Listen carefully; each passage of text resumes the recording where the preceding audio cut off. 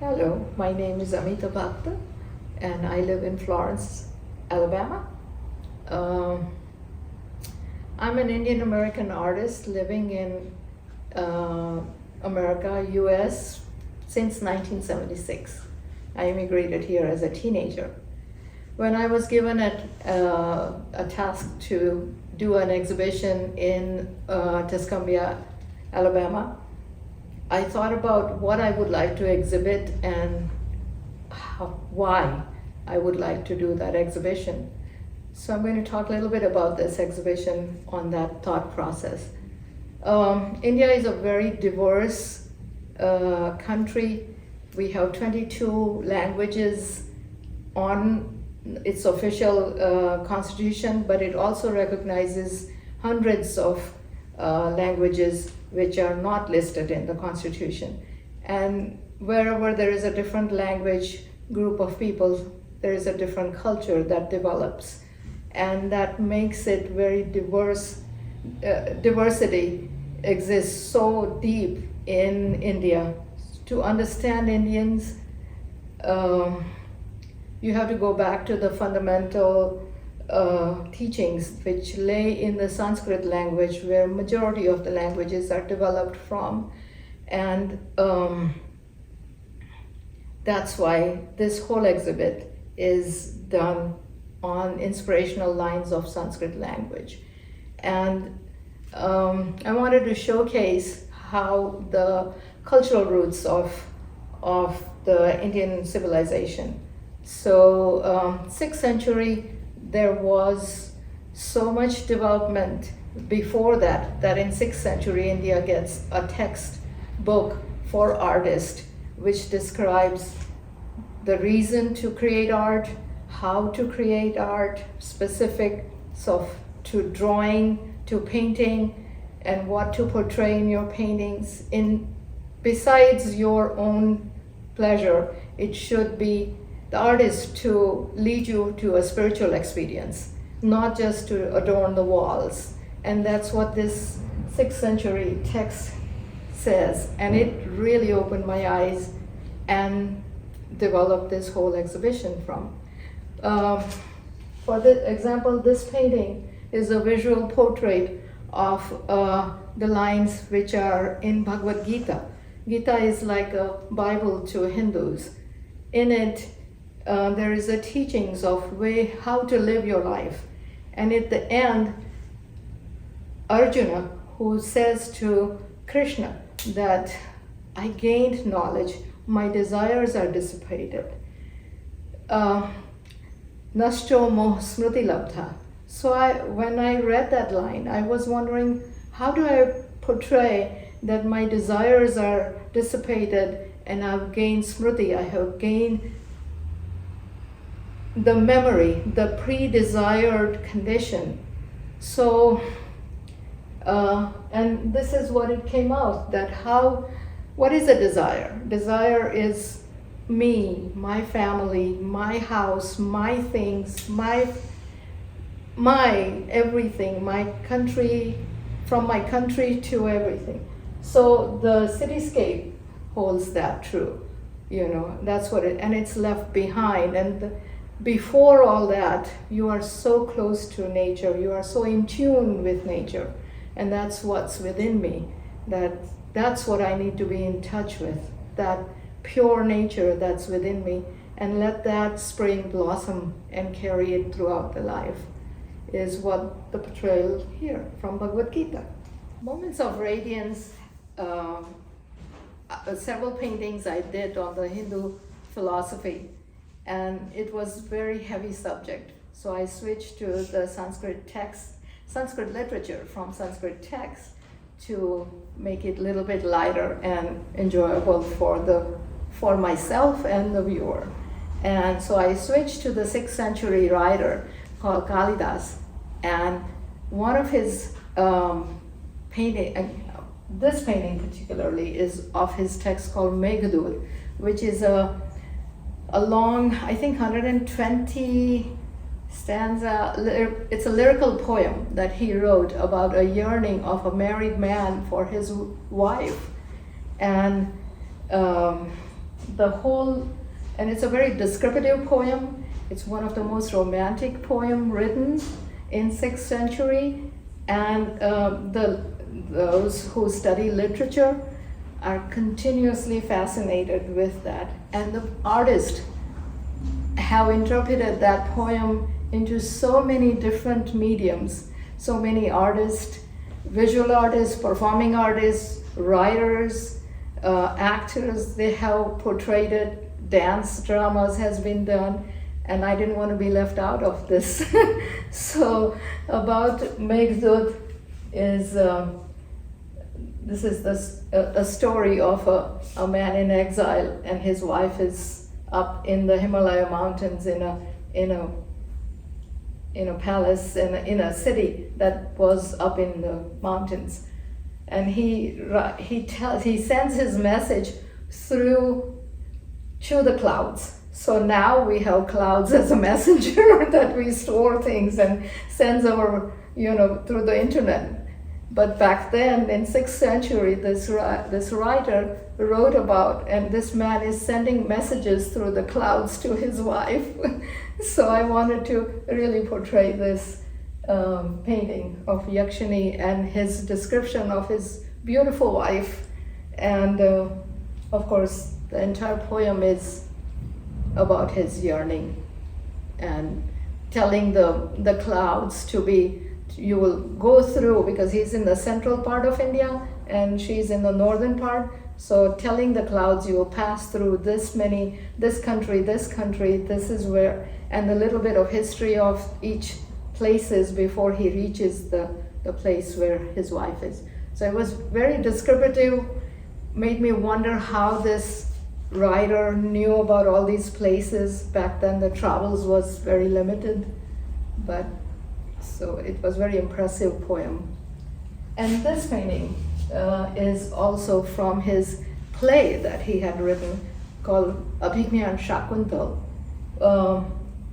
and where the child from forest, she is raised in the forest, and she's married to a king. And in the whole play, at her farewell time when she's married and she is to go to her husband's place, there are 4 shlokas which are written, which are called most beautiful, touching shlokas written in the whole play. I mean, the entire play is beautiful. It has a wonderful story, but those 4 shlokas are very touching. And it was very touching to my father. And it's and she is saying goodbye, and the creatures of the forest says goodbye to her. And this scene has been portrayed by many artists, visual artists, and I wanted to do my own representation. So here it is, Shakuntala. Besides paintings, I work in clay, and this is my work in clay, in stoneware, glazed. Figurative work is what I really love to do, and this is called Circle of Love, and it is very close to my heart. It is also a very interesting and meaningful to me to exhibit this particular work at Kentuck, because back in 2011 I was offered a show here, and I was working for the solo exhibition, my first solo exhibition, and it was going to be at Kentuck. I was working on paintings, and the Sandy Hook Elementary shooting happened, and up in Connecticut, and I could not paint. I had stopped and I couldn't paint, and my friend suggested switch your medium, you know, from painting to sculpture. I mean, she just suggested switch the medium. So I switched to clay, and I created this 20 children and 6 teachers. And on each children, there is a carving of things that got left behind. is what I have carved. Their family, their dreams, their playmates, their aspirations, their toys, their pets. So and it's all in gray tone, and color went with the kids. Color, and each the 6 teachers have superhero emblems in their somewhere inserted in the back, and they are mounted on a slice of a tree which has a crack showing that life may be imperfect, but we have to live and have to go on. And the gun violence, which nobody wants to talk or approach about, is hurting our country so bad. I'm exhibiting here in Moments of Radiance in this exhibit because 5,000 years ago there was a text given to in people of India called Ramayana. And in Ramayana there is a small little story written about a hermit that lived, a simple hermit that lived in a forest. And one day a king was passing by, had a very powerful sword, kind of like Excalibur. And he gave that sword to him saying, "Can you keep this for a while, because where I'm going I cannot take weapons with me." So the hermit said, "Okay, you can keep it. I'll keep it for you till you come back." Well, the sword was, he was afraid because in his hut, little hermitage, creatures dwelled in and out, and he was afraid for them of getting hurt or anything. So he started carrying the weapon everywhere, wherever he went. He would go he will go to the river, he will go with him, he will go gather some fruits, he will take it with him. Slowly, he got used to carrying the sword. He wanted to carry it all the time with him. Then he started using it to clear the path or to cut some trees, wood down or something. And then he realized the power of it. He started using it for pleasure. From purpose to pleasure, he moved on. And so in Ramayana it says that weapon admiring mind can alter your mindset. So when you acquire a dangerous weapon, you need to have that mindset. You need to have that realization of the power of it. And that mindset should be, you should have certain training with it before you have weapons, That's why the whole warrior class, I think, in so many cultures exist, that only they would be allowed to have weapons, because they would have the mindset to be able to control the mindset, when to use it, when not to use it. This information was given to us, unfortunately, 5,000 years ago, and unfortunately we still haven't learned the lesson.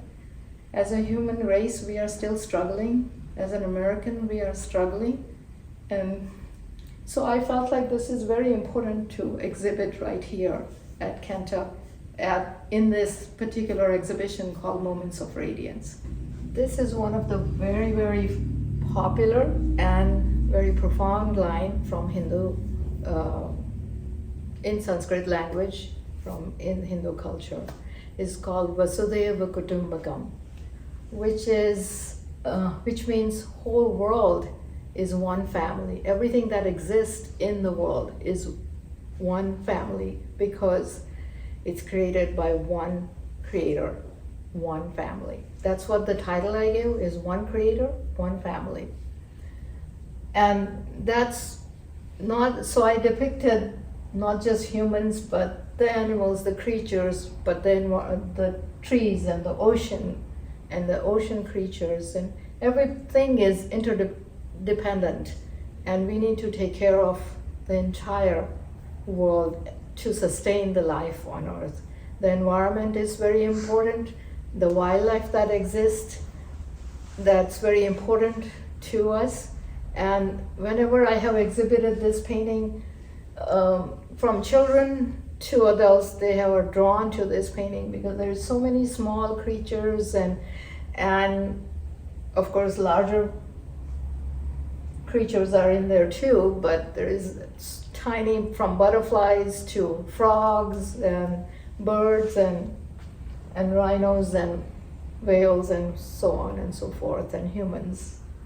And so one creator, one family is my title, but I wanted to also end with we just had G20 summit where President Biden went to India, and this was the theme of the entire summit that India had developed, and the tagline was "One Earth, One Family, One Future." So thank you so much for listening to me, and enjoy the exhibition.